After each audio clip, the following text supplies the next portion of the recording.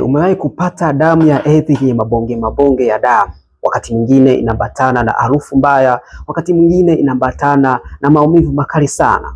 Kama hali hiyo inatokea na kujirudia kila mwezi, unapata mabonge mabonge ya damu, na hiyo inaweza ikatokea kama una tatizo la hormone imbalance au mvurugiko wa hormone.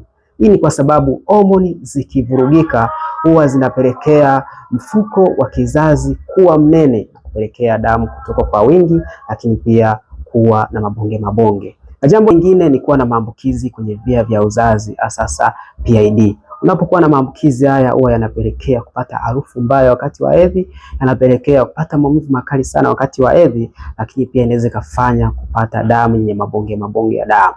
Na jambo lingine ni kuwa na uvimbe kwenye kizazi, hasa fibroids.